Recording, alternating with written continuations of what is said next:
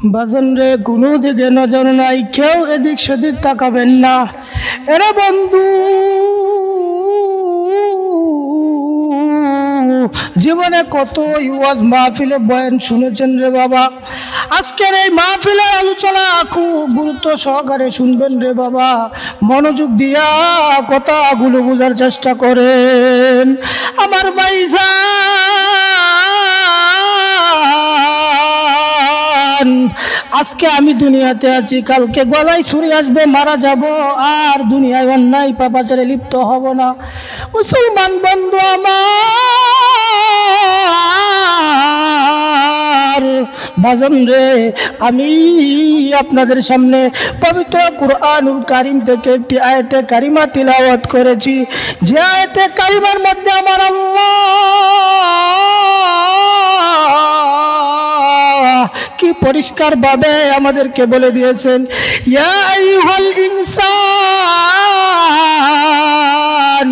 ইয়া আইয়ুহাল ইনসানু মা গররাকা বিরব্বিকাল কারীম। ও যুবক বান্দা, তুমি কোথায় যাও?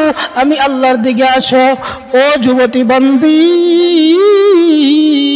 তুমি কোথায় যাও? আমি আল্লাহর দিকে আসো। আমি আল্লাহকে তুমি চিনলে না,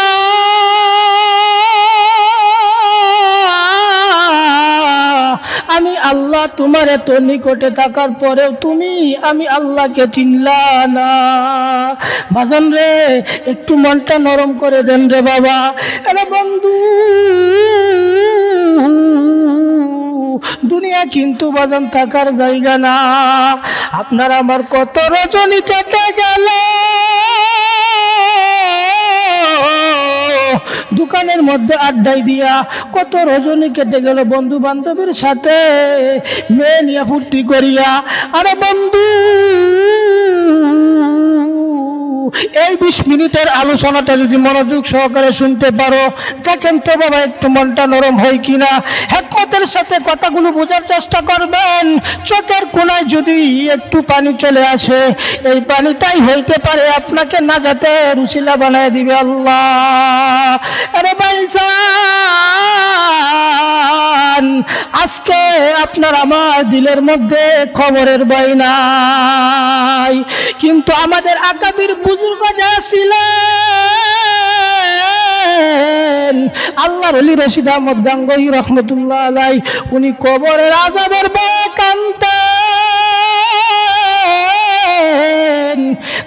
কাঁদতে কাঁদতে কাঁদতে ওনার চোখ দুইটা অন্ধ হয়ে গেছিল। বাজান রে, কেন আপনি আমি কবরের কথা স্মরণ করি না? তো আপনি আমি কি একদিন মারা যাব না? কেন আপনার আমার অন্তরের চক্ষু কেন খুলতে পারি না? এর কারণ হলো আপনি আমি জিনা করি, আপনি আমি গুনাহ করি, অন্যায় পাপাচারে লিপ্ত হই, যে কারণে আমরা গুনাহর কাজে দাপিত হইয়া যাই। ভাইজান, আমার আল্লাহ বলেন, ইয়া আইয়ুহাল্লাযীনা আমানু ইয়া আইয়ুহাল ইনসানু মা গররাকা বিরাব্বিকাল কারীম। ও মুমিন ইমানদার বান্দা, তুমি আমি আল্লাহরে চিনলা না, অথচ তুমি দুনিয়ার কাজটারে ঠিকই প্রাধান্য দিলা, তুমি আমি মাওলারে দেখলা না।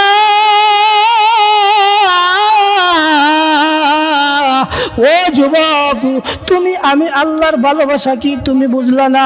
তুমি তোমার দুনিয়ার কাজে ব্যস্ত ছিলা, তুমি তোমার ভালোবাসার সঙ্গিনীর কাছে তুমি টিকে গেলা, 7 সমুদ্র 13 নদী পাড়ি দিয়া তুমি তোমার ভালোবাসার মানুষের কাছে গেলা। তুমি দুনিয়ার একটু টাকা পয়সা ইনকাম করার জন্য দেশের বাইরে পর্যন্ত তুমি গেলা, কিন্তু আমি আল্লাহর কথা ভাবলা না।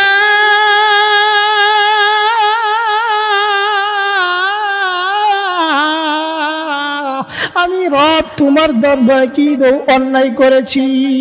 আমি কি অন্যায় করেছি রে বাজান? তুমি কেন আমি আল্লাহরে চিনলা না?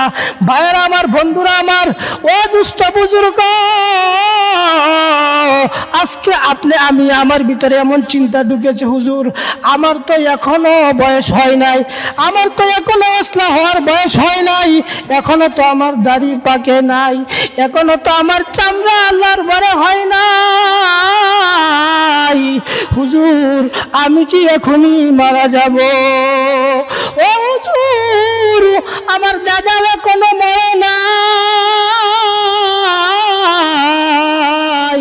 আমার দাদা এখনো বেঁচে আছে।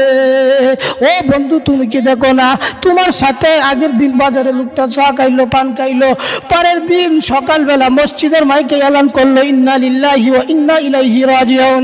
তুমি কত আক্ষেপ করলা, আরে লোকটা খুব ভালো ছিল, কালকে আমার সাথে বাজারে একসাথে চা পান খাইলো, কিন্তু এই লোকটা হঠাৎ করে মারা গেল। আরে ভাইয়া তোমার মনরে তুমি কেন বুঝাইতে পারলা না? মৌত কাসিন কুল্লু নাসিন শারাবু কবরু বাইতিন কুল্লু নাসিন দাখিলু। মৃত্যু নামক এই পেয়ালা থেকে কেউ রেহাই পাবে না। বাজান রে, এই জন্য একটু কবরের কথা স্মরণ করো। আল্লাহর ওলি রশিদ আহমদ গাঙ্গুহি রহমতুল্লাহ আলাই কোনো একদিনের কথা, উনি কয়েকজন আলেমদেরকে নিয়ে সফরের উদ্দেশ্যে রওনা হলেন। রাস্তার মধ্যে নামাজের সময় হইয়া গেল। আল্লাহর ওলি রশিদ আহমদ